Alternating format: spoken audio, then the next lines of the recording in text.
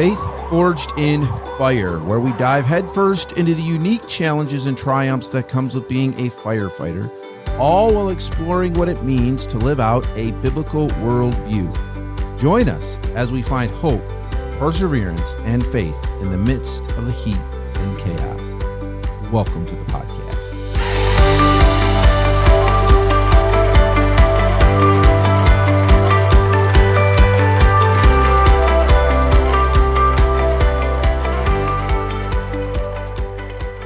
Hey, it's been a little while. We have kind of laid down this pattern of Rich and I kind of randomly recording podcasts, but we're glad to be back, and we are not alone in the studio. No. All right. Brand new voice. And we are excited. So if you're watching, you can see. You can't. The beauty is you can't see Rich today. That's what I was just. Good. I keep looking at your camera view over there, and I'm trying to. Steve, quit moving. So why don't you give us a quick introduction? I know your first name is Steve, but I'm not going to pronounce your last name because I'm sure it's easier than what it looks. You know, it's funny you said that. When I was in high school, when I was out in Arizona, when I played football, my first football coach said, "You're from Chicago. We're calling you Chi-Town." I'm like, "Why is that?" He's like, "We can't say your last name." So Chi-Town it is. And that's how everybody knew me for my rest of my high school days. It was Chi-Town, the Chicago guy. So that's so no, I totally understand. So my name is Steve Shuksta, and I've been in the fire service. I know this is a fire service podcast. I've been in the fire service, like 20 plus years now, but on a different level as a technician. So I'm on the other side of things. But in that time, I had an incredible encounter with the Lord, and it just completely changed my life. So, I'm here today to talk about it. So, and you were serving out of state at the time. You moved to Michigan. The Lord just brought you to Michigan for. Well, funny, it's a God story, but I'm from the Midwest originally. I'm from the Chicagoland area, the suburbs of Chicago, and my wife's family is from West Michigan. And through a set of events, some health issues that I dealt with, and a lot of prayer, living in Arizona wasn't conducive to my health anymore, and so I thought I was just making a career change when God's saying, no, we're making a bigger change here. So completely just a lot of prayer. We prayed about it for a year, and God put it on our heart. It's time to go. And Michigan's just been a great place for us, for me, my wife, my kids. And we left a lot there, but we gained so much here as well. And so it's been nothing but a blessing. And it's really, again, it was all Him. It's not me, because I didn't want to come back to the Midwest. I really wasn't. That wasn't part of the plan. It was legitimately, like God said, it's listen to me. I got a plan for you. So I said, yes, sir. And I just did it. So. Well, good. And you are here, and I'm saying this to kind of connect the dots for everybody. You're now serving the fire service as really in a sales. You're helping supply fire departments with the things they need. Yeah. So as I said, I was a technician, and unfortunately I dealt with some health issues that kind of took me away from that. So, again, I didn't know what I was going to do, but I know that I'm a sociable guy, and I've been in the fire service, and I understand a lot of products. So I'm still involved, but just on a different level, in a different position, a different aspect. I'm away from the dirty stuff now. I'm more around the clean stuff. So it's so I'm still able to use what I know, but use it in a different capacity. Good, and that connects the dots, because that's how we met you. That's how Rich met you originally, and then I was able to meet you, and so I don't know you well, but I've heard your story, and I think you see Rich pretty often. So we're excited to have you here and really kind of dive into what God has done in your life. And the part of the reason we want to do that is, I think one of the things that I think is that I love about what you're doing, and we just had this conversation 10 minutes ago, that you just want your life to bring glory to God, and you have learned what we're learning or have learned as well. Doesn't matter where you are or what you're doing, you can bring glory to God, and you can shine the light of the gospel wherever you are. And when you have that attitude, God's going to open doors, and He's doing that for you. He does that for Rich. He does that for me. Yeah. Yeah, absolutely. And, it's, growing up as a kid, I never was thinking like, about being a Christian. It never really crossed my mind much. But, you're right. It's, I've learned for 21 years now that I just give him all the glory and I trust him. And I've given my life and put it in his hands, and he's opened the doors. And, even in tough times, and even in my 21-year journey of faith, there's been many times of frustration, discouragement, whatever. But in all of that, every single one of those stories, I can see him working, because the reality is it's not about me. It has nothing to do with me. It's all him. Right. And the thing is, if God can use my life to, for his glory,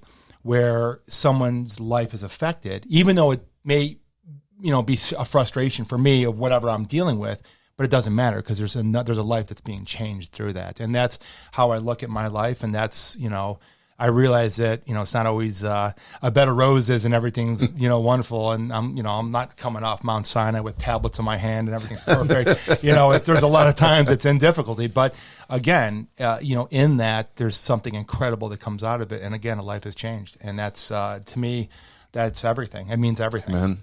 Amen. Now, when you grew up, were you born into a religious family, or were you kind of, I lovingly call it a holiday Christian, where you come to Christmas, you come to church on Christmas and Easter, and or was it even that? Maybe it wasn't even that. No, crazy enough, and this is where it's such a a kind of a neat story, because I'm kind of the weird exception to the rule. I'll agree. In more ways than one. Thank you, Rich. I appreciate that. That's why we get along so well. I know.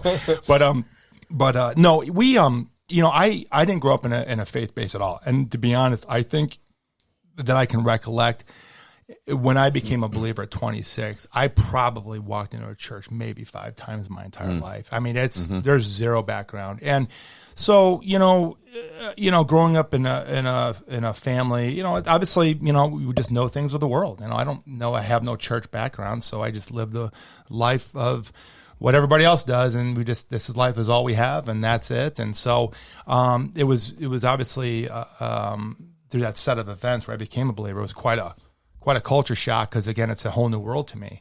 But my beginnings, really begin. I was, as I said before, I'm from the southwest suburbs of Chicago, and I grew up in, it was, childhood was kind of tough. My mom dealt with some health issues that really plagued her from her early 20s for the rest of her life until her passing, and my dad worked really hard. He tried really hard to take care of the family. But I think it was there was just some moms and dads don't always get to get along, and that's unfortunate. And unfortunately, they got divorced when I was very young, and obviously that's a very, very hard thing for me to deal with as a young kid, because here you watch go to school and see all these kids where mom and dad are at home, and now your parents aren't, and that was hard, and I don't think I dealt with it well. I really didn't, and I didn't know how to process it. So I think in that, I was filled with a lot of anger, and I didn't know how to express that anger. So when I was at school, I get into fights a lot, and it's just I had to find an outlet, because I just didn't understand.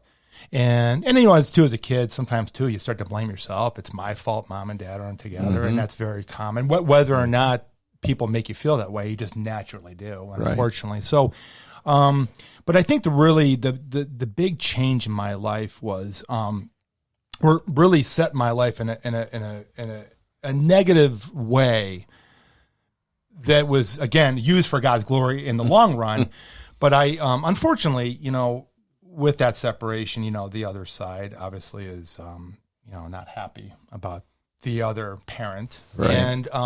And unfortunately, I was I'm very much like my dad. As a kid, I looked very much like him and stuff. And so, unfortunately, on my mom's side, there were family members that I was a consistent reminder of the very person that they weren't a big fan of. And so, unfortunately, I acted out a lot, and because of that, it was very noticeable. And I remember one day, and I probably was about 8 or 9 years old. I can't remember exactly when, but I remember acting out, and this family member, unfortunately, made a comment that changed my life forever. And he looked at this person looked at me in the face and he said, quote unquote, "You're going to rot in hell just like your father."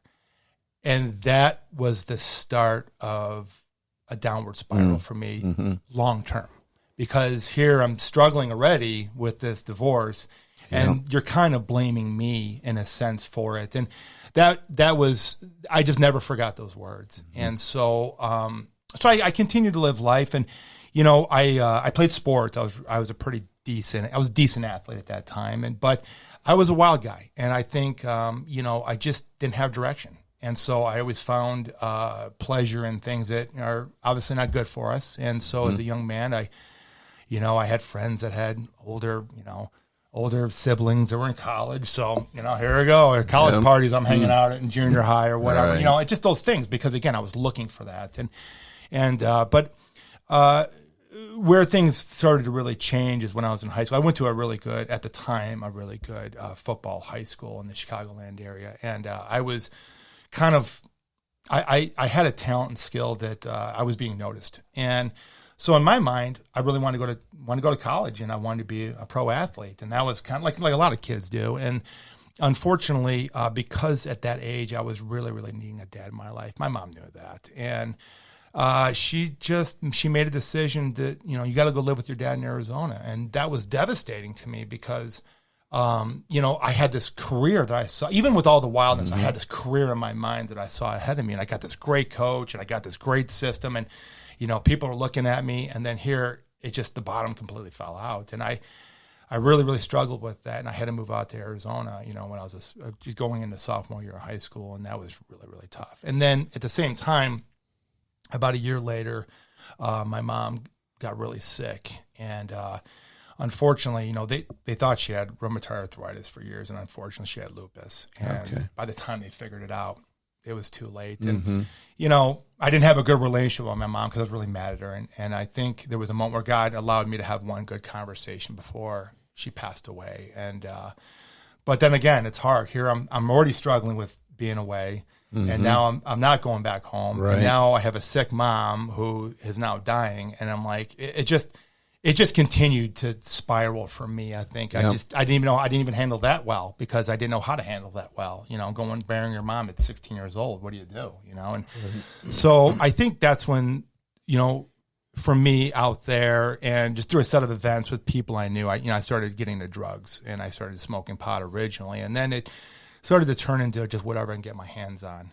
And that's where things really started to kind of take a trajectory for the worst. And so, so really where things kind of get crazy. Well, first off, throughout that time, even though I didn't know God, there were moments that happened along those years that were interesting moments, and I didn't realize it at the time. Now that I look back, I completely see God's hand at work, where God was setting up a situation of an interaction with somebody that was a very interesting interaction. And, as I said, I didn't understand it at the time, but now I realize that those were seed plants that were happening along the line. So what really happened is I ended up leaving. I ended up graduating, and then I ended up going to college, and I ended up going up into to the northern part of Arizona to go to college. And that's where things really started to spiral out of control for me, and I was really starting to get deeper into drugs, and I was losing control. And so what I remember, and it's just so crazy that this happened, but I remember it was the summer of '98, and I remember I just knew it. I was losing it. It was like a freight train and the brakes were falling off. And I knew that I was unhappy. I was depressed. My life was falling apart. Everything was just going wrong. And I lived up there. I lived in a flat. Ended up living in a flat with some guys from college, and I knew a guy that was a small time drug dealer. So he used to get me my stuff and whatever. And I started doing crystal meth and just whatever I get my hands on, like I said. So I remember very distinctly in the summer of '98. I remember at my lowest point that I was sitting on a porch, and I was with two guys, and we're smoking crystal meth there. And I remember saying to myself and speaking to God and saying, God, if you're real, I'm done.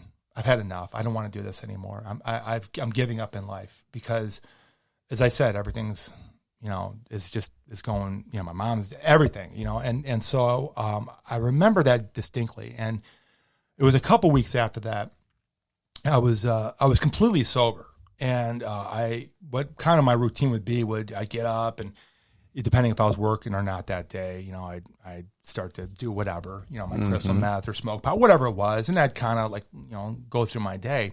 And I was completely sober. I was in my room by myself, and I was just getting ready. I loaded up my crystal pipe, and I put the pipe to my mouth, and I remember taking the lighter, and I put the lighter right to where I would light it, and I was just getting ready to light it, and all of a sudden I heard a voice. And it's not like a voice of us talking with each other. Right. It was a very, very distinct voice internally in my mind, but it was very distinct. It was nothing I had ever experienced before. And remember, I had done shrooms and all that. Right. So I had done, hallucinogenics. So, I know, or I knew at that time what the difference was. Right? Yeah. So if I'm thinking, if I'm going through some weird, bad trip or something, like I'm like, I'm just having a thing, I got to calm down. But this was completely different. And I remember it stunned me. I just sat there and I'm like, what was it? And what the voice said to me was, "What are you doing?" But it was shouting at me, like really trying to get my attention. And I remember just sitting there, and I looked around, and I'm like, what was that? And the first thing that came to my mind, because again, I don't know any better. I'm thinking, oh, my mom's here. I'm like, this is embarrassing. I'm sitting there doing dope. I'm so sorry. Like, again, I don't know. Right. I mean, that's what the first thing that comes to mind. So I'm sitting there, and I'm just trying to make sense of what's going on. And I'm shaking, and I'm like, okay, what's going on here? Am I losing my mind? Whatever like that. But it was like a very, very distinct, like getting my attention. And then I remember sitting there, and I remember feeling someone's with me. And I remember just looking up, and I'm looking over to my right. I just kept looking over, and to my right, there's a presence there. Now I can't see it per se, but it's like if you're in a dark room with people, and people that you could feel that there's a person there. It's exactly what it felt like. And I remember kept looking over, and I wasn't scared. I just wasn't sure what was going on. But I know distinctly there was a presence in the room with me, and it was in a way very comforting. But again, it was weird. And I remember sitting there after that, and I remember looking down. I'm going, I'm done. I don't want this anymore. So I remember putting down the crystal pipe, and that was it. I never touched it again. So now I had this experience, and then I'm thinking, how can I tell anybody about this? I can't, right? Because they're going to think like, oh no, man, dude, that dope's gotten to you, or whatever. Right. I'm thinking so, but I know that I just had a profound experience in my life, and I couldn't explain it. So I think I always wondered what happened there, but I'm like, okay, whatever. So I'm going on with life, and then obviously some things happen in life, and I end up coming back down to the Phoenix metropolitan area, and I just happened through a very, very fortunate situation. Actually, kind of a weird God thing. I was actually I worked for the dining services of the university when I was there, and I got a chance to go down to down in the Phoenix area to do the same thing, and I got an opportunity to look at, a job, because I didn't have any, I don't know what I was going to do in my life. I had a chance to get with Coke or Pepsi and driving trucks. It was just an opportunity. And I interviewed for one of those positions. And it took a while for a call to come back, but I ended up starting this job, getting involved in the fire service, doing a technician. I knew a guy, and he knew somebody with a place down there that needed a guy. And so I'm like, well, Pepsi never called me. Coke never called me back. I'll just start this. And I started the very first day I started. I remember coming home, and on my answer machine, which is funny for anybody who knows answer machine, you could tell I'm aging myself. So, but on the answer machine was a message from Pepsi saying we wanted to hire you as a job. And here, this is a big pay boost, money that I would never have thought I could make in my life at that time. But something very, very strong said, "Don't take it." And I remember sitting there going, "What am I doing? Like this is nuts. I'm not going to take this." And it was just a very strong feeling like, "Do not take this job. Stick with what you're doing." Still, though, just so everybody's clear, you're still living. You're living in the world. You're doing your thing, right? Yes, I'm not a believer yet. I'm not a Christian yet. But like I said, it was like when that moment happened. It was like my trajectory got. It shifted. I wasn't a Christian yet. I wasn't a believer yet. But something happened that changed everything. Because I really believe Well, actually, I'll get to that later, I guess, because there's another moment that happened later. But so I got this job, and I started doing this job where I was traveling around and working on equipment.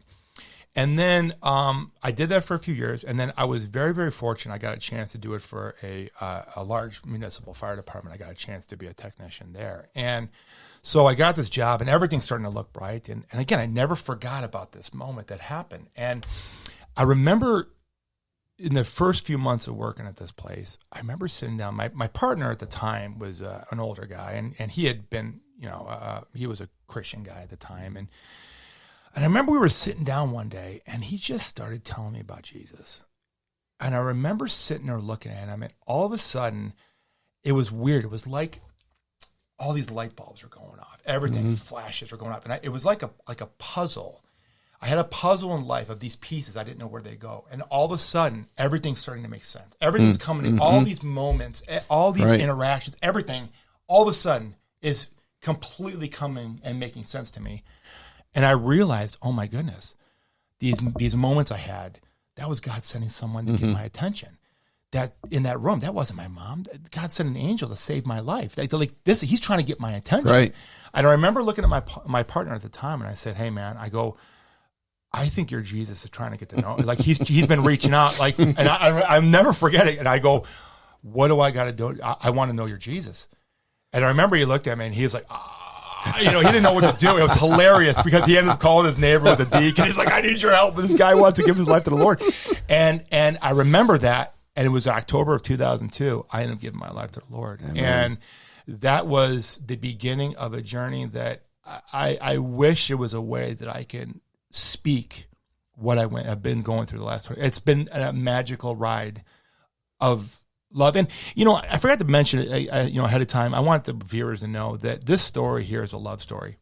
And this is a love story about an incredible, loving God, a powerful, loving God who never gave up on a nobody like me, and never gave up on a sinful man like me and a wretch like me. And he continued to pursue me and didn't give up on me when I gave up on myself. Right.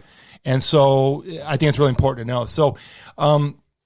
So I remember coming home, and I didn't know what to do, because here we go. I just accepted the Lord in my life. And I remember talking to God saying, "All right, Lord, I guess people get on their knees and they talk to you, like they pray." I really don't know what to do. I remember that. And so I said, "Okay," I go, "I'm going to do this, but I need you to, like, you got to let me know that I'm not nuts here. Like, let's have a thing here. Let's let me know that if I'm talking, you're listening." So I remember I have a prayer, and then the next day, something really cool happened. It was like enough there where I was like, okay, that got my attention. That was cool. All right. And I'm like, I come home and go, okay, that was cool today, but let's try this again. And I'm serious. I remember, and I did it for about 3 days or something. And I realized every time I prayed, I got an answer. And I said, all right, I get it. I go, me and you, we're, me and you. Siri's going off in the other room in there. Oh, no, really? Oh, boy. Oh, that's not good. So, but I remember, all right, I'm here. And then I remember early on too, I said, I think what's kind of crazy too, for when you come from a background like me where you don't know the Lord, all you know is the world, right? And then when I got right with the Lord, it was a real traumatic change for me, because now, like, I see me. I see who I am. And I was disgusted. I felt so embarrassed about the life that I lived. And I remember crying out to God, and I remember saying, "Lord, I'm so sorry. I'm a horrible man. The people I've hurt, the things that I've done in my life. I never realized how horrible I was until now." And I remember, God really putting in my heart. I remember He said, "Steve, that stuff's no longer bad. That stuff's now used to glorify me. You need to get your message. You need to get this message out to the world. People need to know that what you've been through, because what they're going to do, they're going to see me through your life." Right. Like your life is going to be, they're going to see, it's like David and Goliath, right? They didn't use the big tall brother, right? And the strong guy. They used the little kid with a few rocks in the pocket, because that's a story, right? I mean, man, that's, guys at work, if you leave that little guy to wing a stone and hit that big giant, knock him down, right? So I remember telling God, I said, "Lord, here's the deal." I said, "I can never get back to you. There's nothing I can do. I can never repay you for what you've done for me. But you know that I can talk to people. use it. It's yours. My life is yours. I give you everything, and use it for your will. Mm-hmm. And what I realized in that moment is be really careful what you ask for, because immediately, and I kid you not when I say this, I can't even think of a day that's gone by in my life in the last 20 years where God really hasn't used that for his glory in some way. And again, he gets it's all him. Right. I have nothing to do with this. This is all him.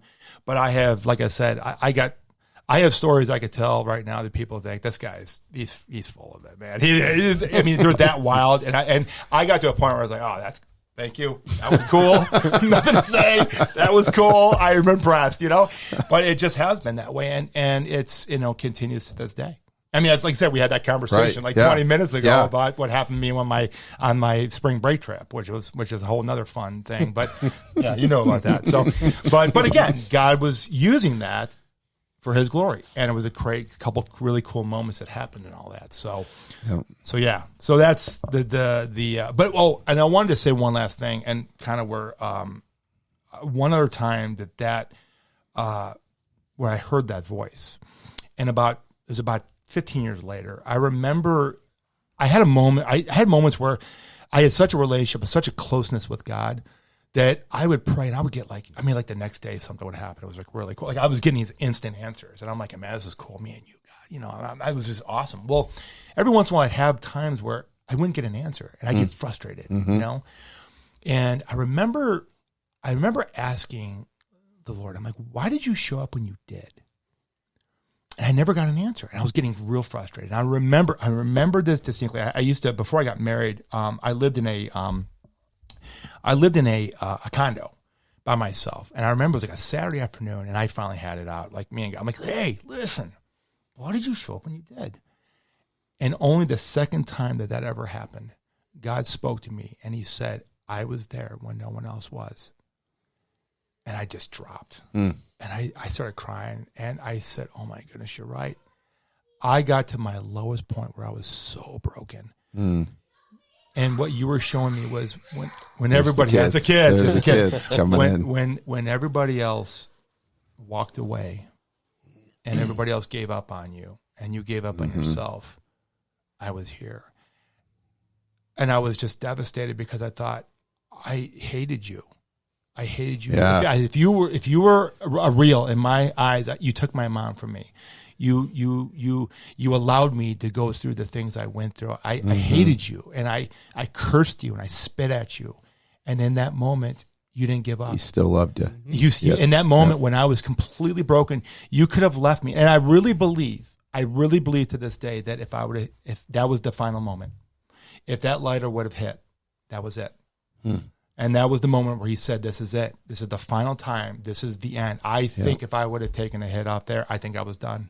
Whether I dropped right there or whatever, but I really believe God waited to the very last moment, and he stepped in, and I never forgot that. And it's hard for me, but at the same time, it's great because it just shows how incredible loving God is. And, for people out there that feel like, God's not there and he's turned his back on you, he hasn't.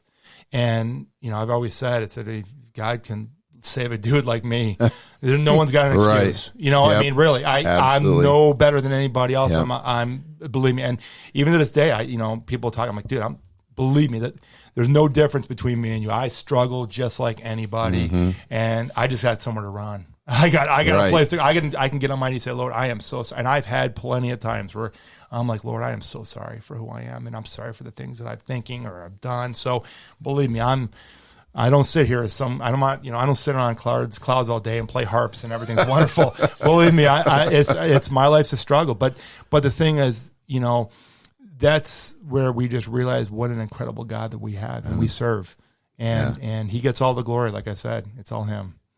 Well, I think our listeners got the Cliff Notes version. We sat around for quite a while, and I heard a lot more stories. And there's some things that really, when you were talking the first time when we had lunch, and just seeing the hand of God through your life, there were some things that came to my mind, and they came right back again this time. There's a passage that our church people know is one of my favorite passages of Scripture. In fact, it's probably the passage that the Lord really used in my heart that started to guide me in such a way to be prepared when he brought Rich across my path. And that's Luke 19:10. For the Son of Man has come to seek and to save the lost. And I did a little, this is where the pastor comes out of me, right? But I did a little study, and the idea of seeking is like literally Jesus was plotting against me to save me. Mm-hmm. And what convicted me about that is, well, if he did that for me, then what am I doing for other people? Yeah. Right. I need to be using that intent. But as you're telling your story, or really it's God's story, right? It's not your story. No, it's him. Yeah. I just see those marks of him exactly doing that, right? You didn't want anything to do with him, but he's plotting against you because he loved you so much. You know, we think of plotting against in a bad way, but you know, he was chasing you at every turn, and we all have those things in our lives. I just think that, you know, you sometimes see it more depending on, I grew up in a Christian home. In my testimony, I tell people, let's go back. I used to be ashamed almost in a sense of my testimony because it's so boring. And because I didn't have all that stuff. But I got up one time when I was a youth pastor and I gave my testimony, and I talked about how God saved me from like all the stuff you talked about, and their jaws dropped. Yeah. And then I said, but he saved me from that before I ever got into it. Sure. And when you start to look at it that way and realize, you know, God saved us all from the same sin. Just some of us were privileged to not have to walk in that. But on the same hand, Romans 8:28, all things work together for good. And God uses all of those things that he put you through, or that he put Rich through, for his glory. Well, you know, and it's funny you said that. I'm glad you brought that up about the, you know, because I had a moment one time when I worked at the fire department years ago where there was a person that I worked there that was a very quiet individual. And they said to me, you know, I'm quiet. You know, God can't use me really because of, you know, I'm not like you where you can go out and speak and whatever. And what I relayed back was that we all have a story. Mm-hmm. And remember, you know, I could tell my story all day long. And some people look at it like, oh, the guy's nuts, or it's boring, or it doesn't do anything. But your story means something to them. So my story works for where God uses my story works for certain people, right? And then God uses your story that works with certain people, whatever. So we all have a story. We all have something that God can use. Exactly. It's just with whoever those ordained people that come in our way that are being used for. Right. So there is no boring story. There exactly. is no exactly. Really, it's just everything is specific to a certain individual. Yes. And that's what I learned over the years. It's like, just because I can talk doesn't mean, you know, there's a lot of people that can't, you know, I talk too much. I drive them nuts. You know, they don't want to hear from me. It's like, they're like, dude, shut this dude up, you know. This might turn into a 2-part series. I know. It's exactly. I'll be back next week. So, so no, but I mean, it's just, so that's what I realized is that, you know, we all have, God uses, you know, and that's another thing too. I'm glad you brought that's another good point that I did. Remember, you know, it's God using us. It's not us, right? And God will use whatever he can use, or he will use to glorify him, to bring people closer to him. So like I said, when I talk to God, I'm like, God, don't let me do this, because I'm going to screw this up. This is you. You just take this. It's like, we're getting the car. Here's the keys. I'm in the back seat. You handle business. I want nothing to do with this, because if it's any bit of me, it's going to get wrecked, and it's going to be ruined because I'm a selfish man, and I'm gonna. So I don't want it to be me. So I think for all of us, man, God, just use what I got, whatever I have that can glorify you is yours. And knowing, like we talked about before, it doesn't matter where you are. God put us all in this world for the purpose of reaching people for Christ, and then he scattered us.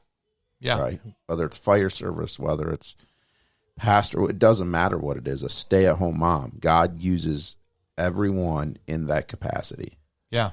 Well, and I think sometimes you get Steve's story, get Jason's story, get my story, you know, and I have a hard time explaining it, but I guess like if it was a job interview and you walk into your dream job and they offer it to you on the way out the door, you go like, oh, that was a piece of cake. But if you got to go through 2 or 3 interviews and it's hard, Then you get the job, you appreciate it a little bit more. Yeah. And I think sometimes there's people, I can't speak for Jason, but, you know, Steve and I, maybe if you went through half of what we did and got saved, we wouldn't take it so, like, such a big deal.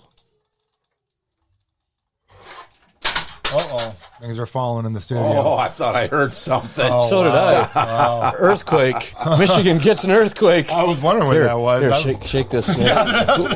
Whoa. This is the beauty here because we don't edit. And No, see that. no, this is great. This You're is listening great. on the podcast. This is entertaining. Shelves are falling down. This is Sorry, entertaining. Rich. Go ahead. But so I think sometimes, like, let's say Steve would have come to Christ sooner. Maybe he wouldn't have taken it with such seriousness. But Right. when you're to the point where you're solo, you know, like you heard him say many times during his story, this was bad. This was the worst. This is where it really got out of hand. He said that 3 or 4 times. Yeah. So he was at the bottom, and then he went farther. Yep. Thought he was at the bottom. Yep. Went farther, thought he was at the bottom.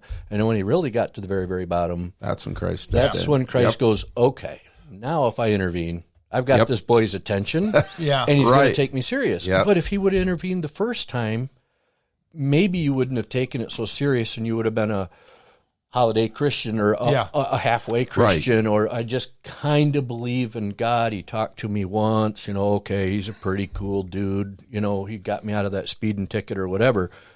But he made you so low that you really believed in him. Because I see a whole lot of parallels. I mean, I know that you and I talked. Oh, you've yeah. read Jason's story, Yes. you know, and you get kicked and kicked and kicked and kicked, and finally you're hurting so bad that you're in it. Yeah. Well, you know, and it's funny, and glad you said that too, because, you know, I think what people need to realize is that God meets us, and everything that, when God meets us in our lives, it's specific for us. It's Yes. tailored for us. Exactly. And because we're all different people, all different personalities, whatever. I had to, because of who I was, as stubborn as I was and as arrogant as I was, I had to be broken. And, you know, talking about that moment, one of the things that happened to me was, you know, the one thing that keeps us from God is our pride. Right? What sent Satan down and Yep. the third of the angels was Yep. pride, right? Yep. Satan thought he was better than God. And, you know, I make this analogy, and I know I've told you, and I'm kind of laugh about it a little bit, but, you know, we're wearing earpieces right now, you know, and, you know, you think about earmuffs, and I call them pride muffs. And I lived my whole life wearing those pride muffs. And what happened is at that moment, I was so broken that they fell off. There was no pride left. There was nothing left in me. And that was the point where God was like, now you can hear me. I've been trying to talk to you, and you've been so stinking prideful. You finally had to get to a point where you can hear me. Now you can see me.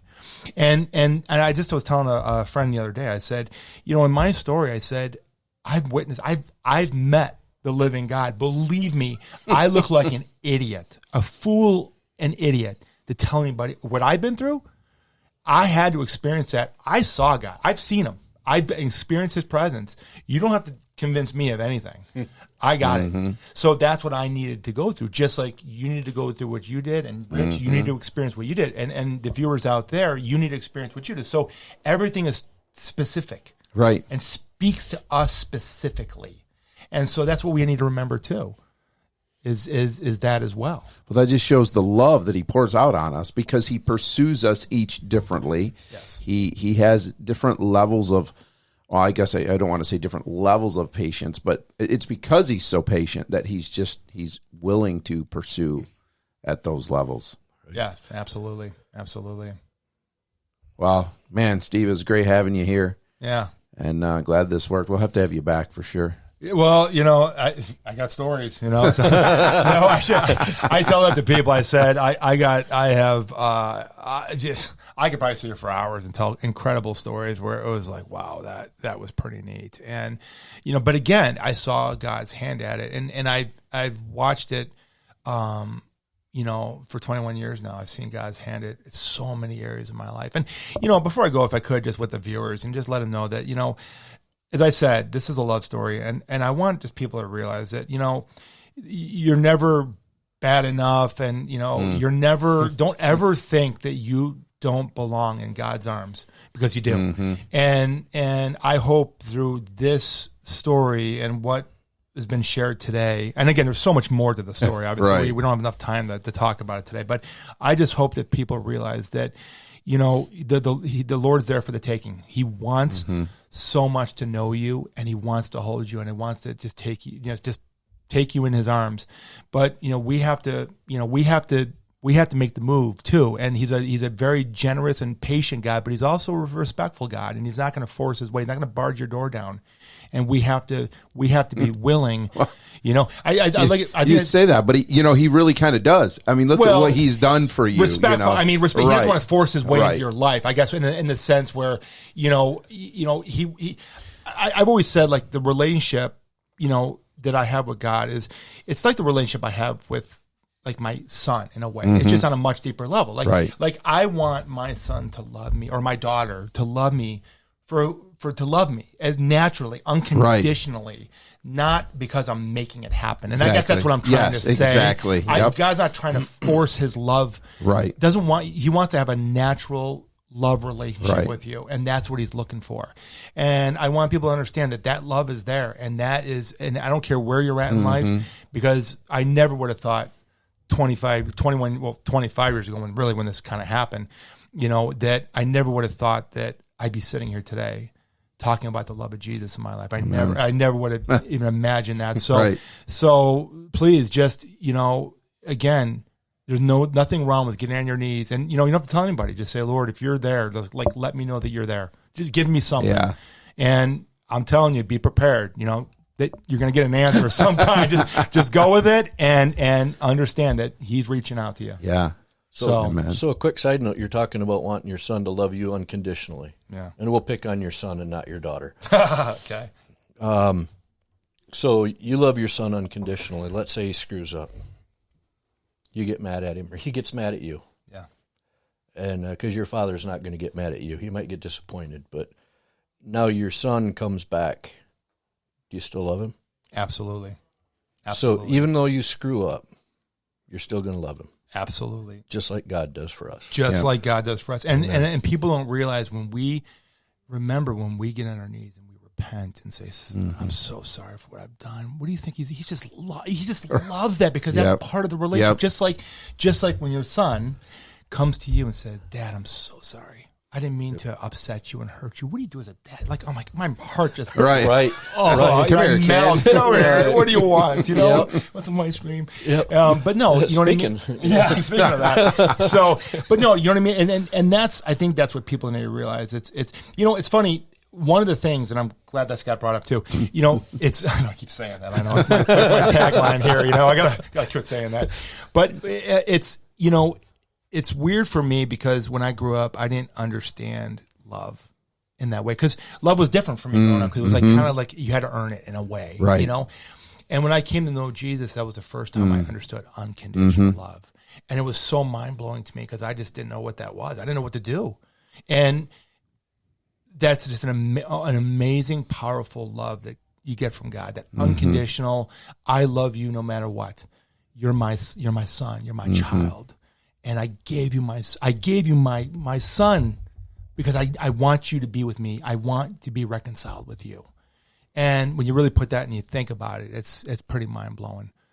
What another thing, just as you're talking too, that I think is so great is this in anything we've talked about when we've talked through Rich's story, yours. I hope people understand that when you meet Jesus, right, when you have that time where you repent, he saves you miraculously. If it's for real, there will be change. Like, it's gonna happen. You didn't know necessarily that, you know, when you were sitting there, that guy was telling you about the Lord, you weren't going, oh, I got to change all this stuff in my life if I do this. You know, most likely that was the thought was, I want him. And then when the overwhelming feeling of what he's done for you hits, that's when then you're like, man, I can't keep living like I've been living. Yeah, and it's funny. I have a lot of stories about that. But one of the things that I do, I got part two. I got stories. Part two. So, no, actually, you know, it's interesting, because coming from my background and then dealing with people that are from the church, it's very interesting to see the differences in who we are, because I have a hard time understanding them, and they have a hard time understanding me, because we come from a different, other Right. side of the train tracks in a way. But one of the things, and I say this because I think, unfortunately, in American Christianity today, there's a lot of legalistic. I got to follow a bunch of rules, just like the Jews. Back in the Old Testament, I got to follow all the the Levitical laws and stuff like that.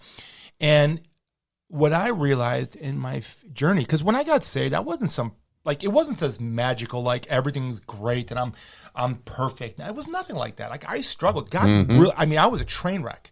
There was so much he had to work on me, and what he did was he did one thing at a time. But what I realized is God's not looking for my works. He's not looking for my perfection. And I think it says in the Bible that your works are like filthy rags, right? Yeah. He's looking for this, Right. for my heart, and that's what he cares about. And what I realized in my life was that all I have to worry about is my relationship here. It's like a pyramid, it's the top of the pyramid. Yep. And everything else works its way out. I don't worry about, other things. I worry about my relationship with him. And in essence, having that relationship with him, then change is natural. Yes. Everything else, because now I start looking at things differently. I don't want to do this anymore. It's not because I don't have a desire. Well, you said it earlier. You said, I realized how messed up I was and how embarrassed I was at who I mean, this was you looked at a life that you once were fine with. Yeah. And realized, man, that's a mess. I can't do that anymore, because that's the change. That's what God did for you. Well, he did. But what was crazy is when I first got saved, I was, because I didn't know anybody. I was trying to tote the line a little bit, because I'm this wild guy by nature, so I want to have a good time, but I want to love the Lord. And what happened is the Lord took me to Wives in the Road. He said, "You're no longer going down this path. You're going to make a decision, and either it's me, or it's partying on the boat with the guys on the weekend. This isn't glorifying me. You got to figure this thing out, But what was crazy about it is when those changes started to happen, it was natural. I don't want to do this anymore. Right. But it wasn't like that I didn't have it in me. Meaning in the sense that I enjoy this. It was just that it was my heart was I don't want this. Yeah. For example, one of the first times it happened to me was I remember I used to be friends with some guys in the fire service many years ago when we owned a boat together. And I used to go out to this lake, and we'd go out on weekends in the summertime and hang out there and, head party and do those kind of things. And I remember one time sitting there, and I remember sitting out, looking out at just the crowd of people out there. And I remember God putting in my heart, I'm sitting there with a cross, I'm a beer in my hand and a cross around my neck, and God saying, "Is this glorifying me?" I remember it very distinctly. And I just sat there going, what am I doing? Right. I don't want this. This isn't glorifying God. This is just glorifying my own wants and desires and my selfish desires and what worldly joys it gives me. Yes. And I remember just after that, not really going out there anymore. It's part of your natural growth, though, right? As you worked on your relationship and grew in the Lord. Yes. But it was him changing me. Right. It wasn't me saying. It wasn't because you had this set of rules you had to follow. Yeah. It was a natural change. Yep. But God was changing my heart. The closer I was getting to the Lord, the more he was changing my heart, that I just didn't desire it anymore. Right. Which was weird, because I'm thinking, this is all I know is the wild, fun guy, the life of the party dude. And so the more I keep growing, the more he takes me away from that, which is completely putting me in an uncomfortable area, because I'm not that guy anymore.